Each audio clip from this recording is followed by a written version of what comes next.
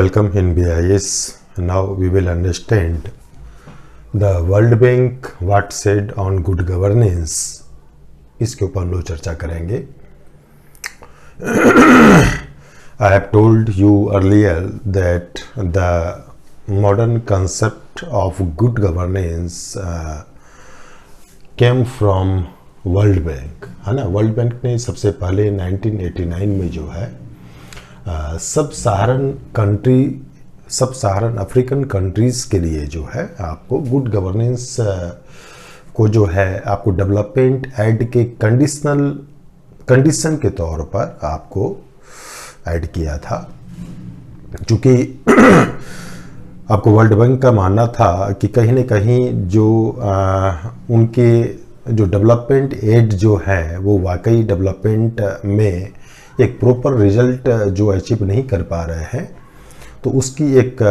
बड़ी वजह जो है आपको सब सहारा अफ्रीकन कंट्रीज़ के अंदर बेड गवर्नेंस का है ना. वो आपको रिसोर्सेज को आपको एफिशिएंटली और इफ़ेक्टिवली यूज़ नहीं कर पा रहे हैं. तो इसलिए उन्होंने एक कंडीशन के तौर पर जो है आपको गुड गवर्नेंस की एडवोकेसी की. उनका मानना था कि जब तक कि वो अपने गवर्नेंस में रिफॉर्म्स नहीं लाएंगे, है ना, तब तक उनके डेवलपमेंट एड का जो है उसका कोई बेनिफिट नहीं होगा. तो उनको अपने एडमिनिस्ट्रेशन में, गवर्नेंस में रिफॉर्म्स लाना होगा, है ना, तभी फिर हम डेवलपमेंट एड को जो है आगे कंटिन्यू कर पाएंगे. तो 1989 में जो है आपको वर्ल्ड बैंक ने जो है अपने इसमें जो है 4 डायमेंशंस ऑफ गुड गवर्नेंस जो है वो प्रस्तुत किए थे कि ये स्पेसिफिक था आपको सब सहारा अफ्रीकन कंट्रीज़ के लिए था. एक तो पब्लिक सेक्टर मैनेजमेंट. आपको पब्लिक सेक्टर मैनेजमेंट का मतलब उनका मानना था कि जो वहाँ का आपको पब्लिक सेक्टर का जो मैनेजमेंट है, अर्थात जो एडमिनिस्ट्रेशन है, ब्यूरोक्रेटिक स्ट्रक्चर जो है वहाँ का, वो कैपेबल होना चाहिए. वो इस तरह से कैपेबल होना चाहिए कि सही तरीके से पॉलिसी और प्लान को बना सके और उसको एग्जीक्यूट कर सके. तो उसके लिए आवश्यक एडमिनिस्ट्रेटिव रिफॉर्म्स लाने की ज़रूरत है, जिससे कि वो हमारे डेवलपमेंट एड को जो है एक राइट पॉलिसी और प्रोग्राम के माध्यम से रिजल्ट में कन्वर्ट कर सके. अकाउंटेबिलिटी. यहाँ अकाउंटेबिलिटी का उनका सेंस था, क्योंकि आपको सारा आपको कंट्रीज़ में जो हैं आपको खासकर जो पॉलिटिकल रिजिम जो होते थे, पॉलिटिकल लीडर्स जो होते थे, तो उनमें लैक ऑफ अकाउंटेबिलिटी देखी जाती थी. तो नेचुरल है अगर पॉलिटिकल लीडरशिप में लैक ऑफ अकाउंटेबिलिटी देखी जाएगी, अगर डेमोक्रेटिक वैल्यूज़ नहीं होंगे, तो वो लैक ऑफ अकाउंटेबिलिटी जो है आपको वहाँ के एडमिनिस्ट्रेटिव स्ट्रक्चर में, ब्यूरोक्रेसी में भी देखने को मिलेगा.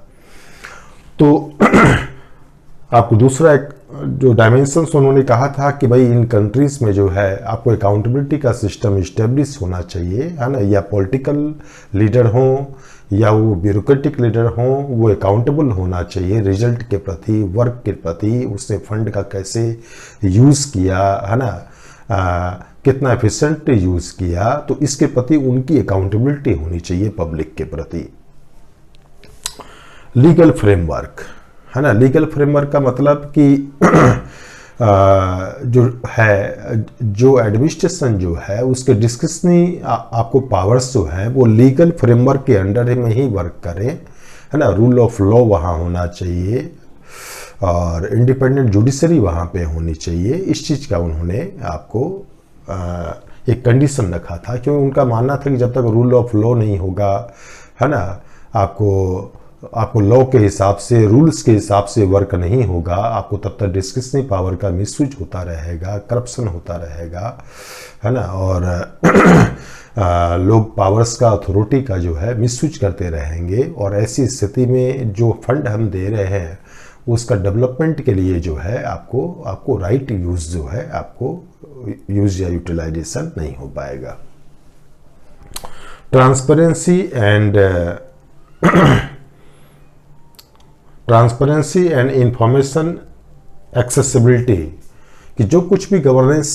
है वहाँ की गवर्नमेंट जो वर्क कर रही है उसमें ओपननेस होना चाहिए, है ना, जिससे कि पब्लिक है या आपको जांच एजेंसियां हैं, ऑडिटर्स हैं, या जो एड गिविंग जो ऑर्गेनाइजेशन जो हैं वो देख सके कि किस तरह से फंड का इस्तेमाल हो रहा है। तो वो ओपननेस होनी चाहिए कि किस तरह से डिसीजन लिए जा रहे हैं, what type of decisions are being आपको टेकन एंड वाई, क्यों लिए जा रहे हैं, क्या ग्राउंड है उसके पीछे, इन सारी चीज़ों को लोग जान सके। तो ये 4 डायमेंशंस जो हैं आपको वर्ल्ड बैंक ने आपको गुड गवर्नेंस के संदर्भ में उसमें दिए थे। और पहली बार जो है इसके बाद, है ना, आपको 1989 में एक मॉडर्न सेंस में जो है आपको गुड गवर्नेंस जो है वो पॉपुलर हुआ। उसके बाद भी अलग अलग टाइम पे अलग अलग ऑर्गेनाइजेशन ने भी जो है आपको गुड गवर्नेंस के संदर्भ में फीचर बताए हैं। तो फोकस हम लोग का यहाँ वर्ल्ड बैंक के ऊपर है कि वर्ल्ड बैंक ने गुड गवर्नेंस के ऊपर क्या कहा है, उसको हम लोग अंडरस्टैंड करेंगे। इसके बाद जो है 1992 में जो है उसने गुड गवर्नेंस को जो है एक कंसेप्चुअलाइज किया, यानी उसको डिफाइंड किया, है ना। पहली बार एक ऑथेंटिक जो डिफिनेशन जो आई आप गुड गवर्नेंस की, वो वर्ल्ड बैंक के द्वारा 92 में दी गई, जिसमें कहा गया manner in which power is exercised in management of country economic social resources for development, है ना। यानी कि डेवलपमेंट के लिए, है ना, जो अथॉरिटी का हम किस तरीके से इस्तेमाल करते हैं जिससे कि सोशल और इकोनॉमिक रिसोर्सेज जो है उसका डेवलपमेंट के प्रोसेस में मैक्सिमम यूटिलाइजेशन हो सके। तो जिस तरीके से उसके लिए हम अपनी अथॉरिटी का इस्तेमाल करते हैं, डिसीजन लेते हैं, यानी हम पावर को यूज़ करते हैं, आपको वही गवर्नेंस है ना। मैनर यानी जिस तरीके से पावर इज एक्सरसाइज, अथॉरिटी या पावर यूज की जाती है in management of country economic social resources, country के इकोनॉमिक और सोशल रिसोर्सेज को डेवलपमेंट के गोल के लिए, डेवलपमेंट के ये आपको पर्पस के लिए, है ना, जिस तरीके से यूज किए जाते हैं। इसके पहले भी हम लोगों ने चर्चा आपको डिस्कस किया ही है गवर्नेंस के संदर्भ में कि गवर्नेंस का मूल जो क्रक्स जो है वो यही है कि जो भी अथॉरिटी है, जो रिसोर्सेज हमारे पास है यानी गवर्नमेंट के पास, तो इस अथॉरिटी का, रिसोर्सेज का किस तरीके से वो इस्तेमाल करती है, फंक्शन एक्चुअली में किस तरीके से एग्जीक्यूट किए जा रहे हैं, यही गवर्नेंस होता है ना। तो इसी के रूप में जो है आपको वर्ल्ड बैंक ने इसको डिफाइन किया था।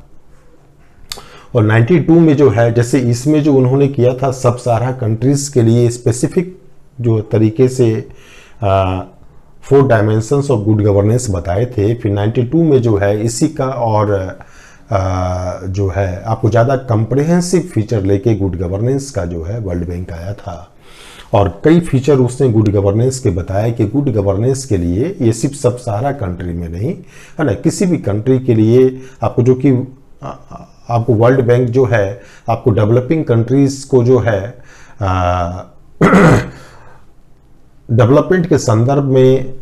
ऐड देते रहता है। तो वो चाहता है कि उस ऐड का ऑप्टिमम इस्तेमाल हो सके, उसके लिए वहाँ की गवर्नेंस में रिफॉर्म्स होनी चाहिए, है ना, गवर्नेंस वहाँ की गुड होनी चाहिए। तो एक गुड गवर्नेंस में आपको क्या सब चीज़ें होनी चाहिए, उसके लिए उसने एक ब्रॉड विजन जो है सामने रखा। एक था पॉलिटिकल अकाउंटेबिलिटी। आपको पॉलिटिकल अकाउंटेबिलिटी का मतलब ही हुआ कि जो पॉलिटिकल सिस्टम जो है, जो लीडर्स जो हैं आपको पॉलिटिकली वो अकाउंटेबल होने चाहिए, है ना, उनकी अकाउंटेबिलिटी निश्चित होनी चाहिए। इसका मतलब कोई डेमोक्रेटिक सिस्टम होना चाहिए, इलेक्टेड पर्सन होने चाहिए वो या कॉन्स्टिट्यूशंस हैं, आपको लेजिस्लेचर है, जैसे इंडिया में जो पॉलिटिकल लीडरशिप है, आपको जैसे आपको सेंट्रल गवर्नमेंट है या स्टेट गवर्नमेंट जो है, उनकी अकाउंटेबिलिटी जो होती है वो कॉन्स्टिट्यूशंस के प्रति होती है, लेजिस्लेचर के प्रति होती है, आपको जुडिशरी के प्रति होती है, पब्लिक के प्रति होती है, मीडिया के प्रति होती है, अर्थात डेमोक्रेसी में सबको जवाब देना पड़ता है उनको। तो ये अकाउंटेबिलिटी है ना, कि ये तानाशाही वाला, ऑटोक्रेसी वाला सिस्टम नहीं चलेगा। पॉलिटिकल सिस्टम आपको पीपल के प्रति आपको सिटीजन के प्रति डायरेक्ट या इनडायरेक्ट जो है अकाउंटेबल होना चाहिए। Freedom and participation of association. Association का मतलब हुआ कि लोगों को एसोसिएशन बनाने, फॉर्म करने की फ्रीडम मिलनी चाहिए, और गवर्नेंस के कामकाज में आपको गवर्नेंस की प्रोसेसिंग में, अर्थात आपको डिसीजन मेकिंग में या उस डिसीजन को एग्जीक्यूट करने के प्रोसेस में इन्वॉल्व होने का जो है लोगों को राइट होना चाहिए,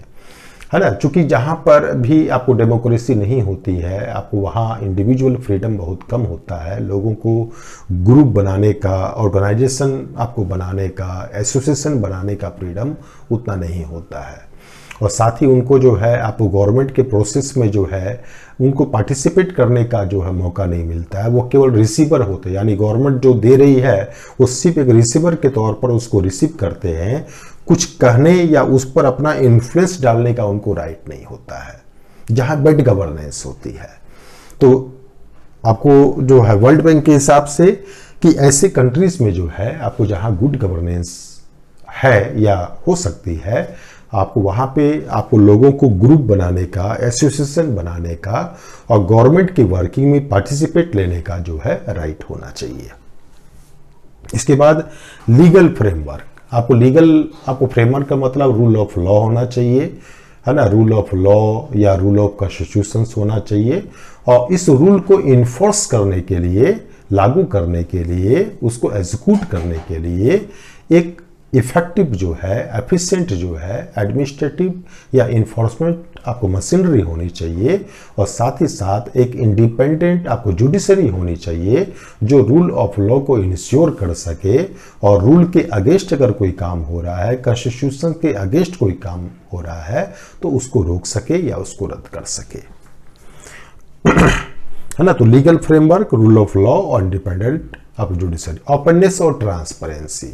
है ना, कि गवर्नेंस में ओपननेस होनी चाहिए। ओपननेस का मतलब क्या हुआ कि ओपननेस यानी कि कोई भी व्यक्ति ये देख सकता हो, जान सकता हो कि गवर्नमेंट में क्या सब चीजें happening, what's happening in governance, है ना, what type of decisions are being taken, है ना, how decision are going to run, going to execute, है ना, किस तरह से डिसीजंस लिए जा रहे हैं, आपको कौन से डिसीजन लिए जा रहे हैं, वाई, क्यों लिए जा रहे हैं, कैसे एग्जीक्यूट किए जा रहे हैं, क्या रिजल्ट हासिल हुआ, इन सारी चीजों को जानने का अधिकार जो है आपको लोगों को होना चाहिए। इसी को बोलते हैं ओपननेस और ट्रांसपेरेंसी,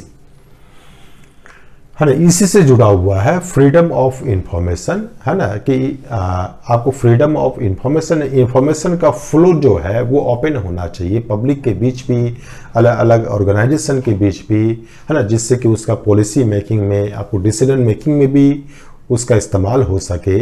आपको मान लिया जाए कि आपके ऑर्गेनाइजेशन के पास कोई ज़रूरी इंफॉर्मेशन है, और आपको मैं भी गवर्नमेंट की मशीनरी हूँ या नॉन गवर्नमेंट की मशीनरी भी हूँ, है ना,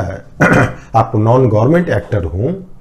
सपोज मान लिया जाए, या आम पब्लिक हूँ, और वो इंफॉर्मेशन आपको जरूरी है मेरे लिए, और उस इंफॉर्मेशन को लेने से कोई नेशनल इंटरेस्ट को कोई लॉस नहीं हो रहा है, तो वो इंफॉर्मेशन जो है वो ओपन होनी चाहिए, उस इंफॉर्मेशन तक हमारी जो है रीच होनी चाहिए। एफिशिएंट और इफेक्टिव एडमिनिस्ट्रेटिव सिस्टम होना चाहिए। एफिशिएंट एडमिनिस्ट्रेटिव सिस्टम उसको बोलते हैं जो टेक्निकली साउंड होता है ना, जो स्ट्रक्चर के तौर पर, फंक्शनिंग के तौर पर साउंड होता है, और जो लेस इन्वेस्ट में, लेस इनपुट में मोर आउटपुट देता है, यानी कम कॉस्ट पर, लेस कॉस्ट पर आपको मोर रिजल्ट, मोर आउटपुट वो निकालता है, उसको बोलते हैं एफिशिएंट, है ना। इफेक्टिव का मतलब कि जो प्रोसेस को रिजल्ट में कन्वर्ट करता है, यानी कि जो गोल अचीव करने के लिए हम कोई वर्क कर रहे हैं, कोई प्रोजेक्ट चला रहे हैं, वास्तव में वो गोल माने अचीव हो, है ना, आम लोगों की लाइफ पर वह पॉलिसी और प्रोजेक्ट या वर्क जो है वो इफेक्ट डाले, है ना। ये नहीं कि सिर्फ केवल हमने कोई काम कर दिया और उस वर्क से अगर पब्लिक को या जो टारगेट ग्रुप हमारा अगर उसको कोई लाभ नहीं हुआ, बेनिफिट नहीं हुआ, उसकी लाइफ पर उसने कोई इफेक्ट नहीं डाला, तो हम कहेंगे वो काम तो हुआ, लेकिन काम हो सकता है एफिशिएंटली भी हुआ होगा, लेकिन वो इफेक्टिव नहीं हुआ। तो गुड गवर्नेंस के लिए एफिशिएंट होने के साथ साथ इफेक्टिव एडमिनिस्ट्रेटिव सिस्टम भी होना जरूरी है, ऐसा मानना था वर्ल्ड बैंक का। कॉपरेशन बिटवीन गवर्नमेंट और सिविल सोसाइटी ऑर्गेनाइजेशन, है ना।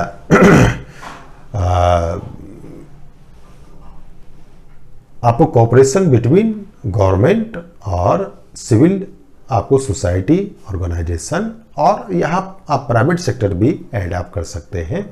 इसका मतलब कि आपको डेवलपमेंट के प्रोसेस में जो है केवल एक ही एक्टर नहीं होना चाहिए, सिर्फ गवर्नमेंट नहीं होनी चाहिए, सिर्फ ब्यूरोक्रेसी नहीं होनी चाहिए, है ना, बल्कि डेवलपमेंट के प्रोसेस में गवर्नमेंट और सिविल सोसाइटी और मार्केट भी, ये सब मिलकर जो है ये वर्क करे, और जिसका जहाँ जो रोल हो सकता है, जो जिस तरीके से उसमें अपना रोल प्ले कर सकता है, वह उस हिसाब से रोल प्ले करे, है ना। और इसमें गवर्नमेंट जो है एक फेवरेबल एनवायरनमेंट जिसमें मार्केट और सिविल सोसाइटी आपको सही तरीके से वर्क कर सके, रोल प्ले कर सके, वो एनवायरनमेंट क्रिएट करना जो है ये गवर्नमेंट का वर्क है, ऐसा वर्ल्ड बैंक का मानना था, है ना। तो ये सब आपको मुख्य बातें जो है आपको वर्ल्ड बैंक ने आपको गुड गवर्नेंस के संदर्भ में कही थी। हम मोटा मोटी हम समझ सकते हैं कि जब हम लोग गुड गवर्नेंस के फीचर की बात करते हैं, गुड गवर्नेंस के नॉर्म्स की बात करते हैं, what make governance a good, है ना, किसी गवर्नेंस को गुड क्या बनाती है, या गवर्नेंस में गुड क्या होना चाहिए, जब इसकी बात करते हैं तो यहाँ वर्ल्ड बैंक का ये जो विजन जो था, है ना, जो उसका ये जो उसने डिटेल जो बताए, है ना, ये आपको काफ़ी हेल्पफुल हो सकते हैं। वर्ल्ड बैंक के अलावा आपको यूएनडीपी ने भी जो है आपको इसके संदर्भ में कुछ फीचर बताए हैं, उसके ऊपर भी हम लोग चर्चा करेंगे। बहुत सारे फीचर उसमें कॉमन है, तो उसको अलग से एक्सप्लेन करने की ज़रूरत नहीं है, तो वो हम लोग जो है उसको जल्दी में ख़त्म कर लेंगे।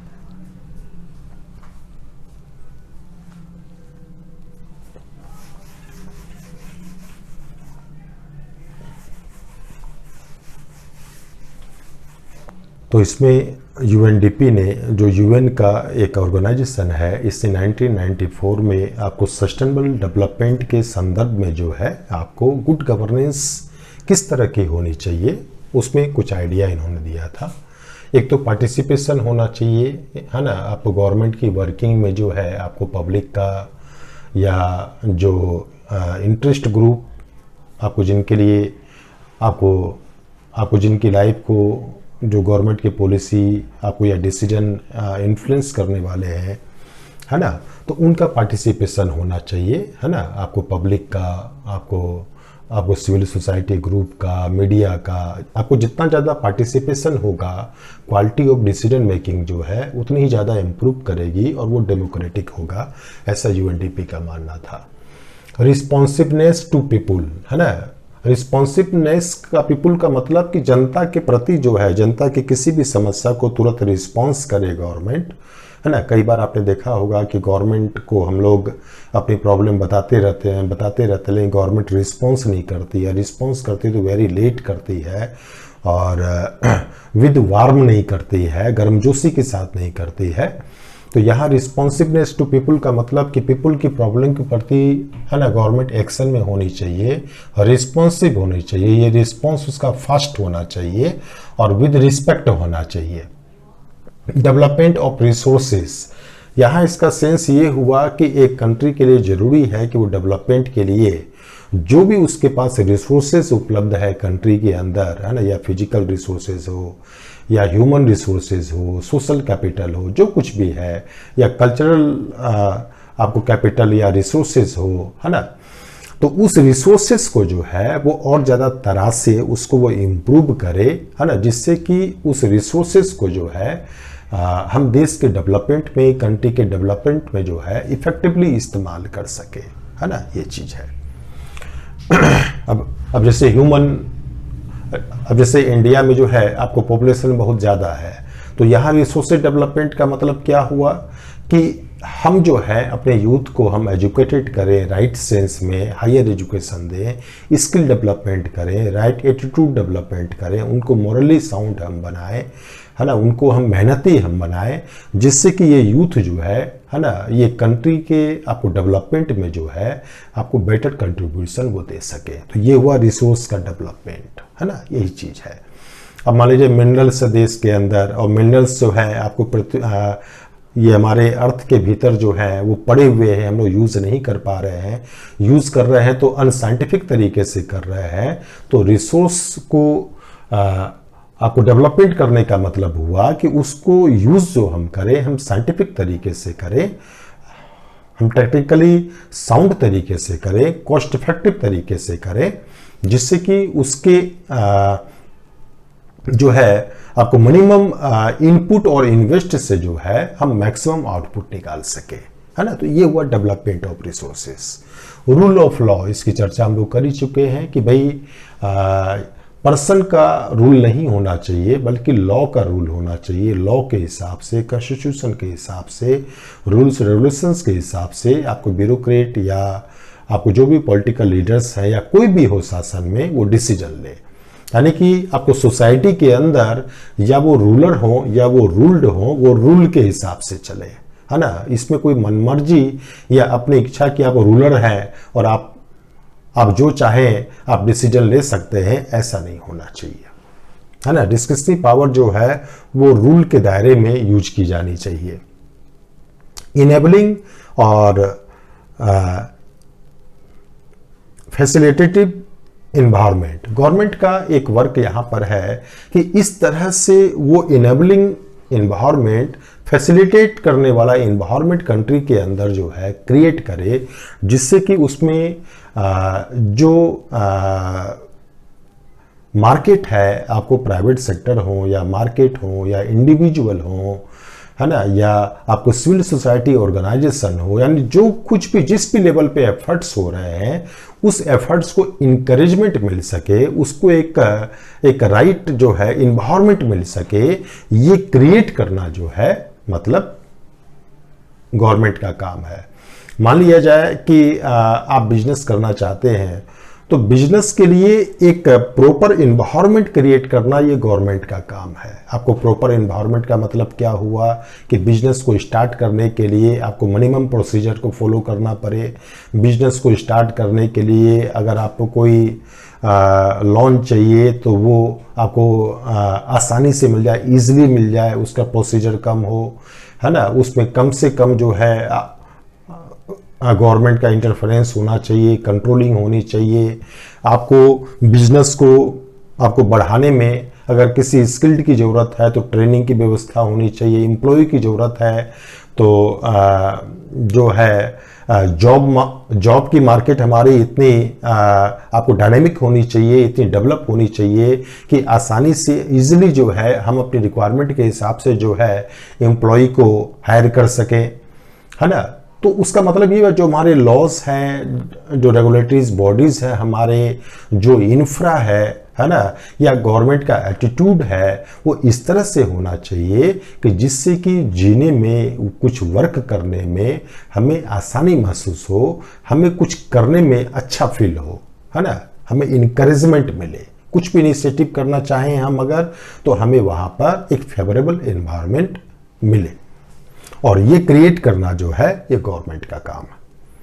और आप गवर्नमेंट ऐसा करती है तो हम लोग उसको गुड गवर्नेंस कहेंगे। सर्विस ओरिएंटेशन, है ना, गवर्नमेंट के ऑफिशियल्स में, आपको ब्यूरोक्रेट में,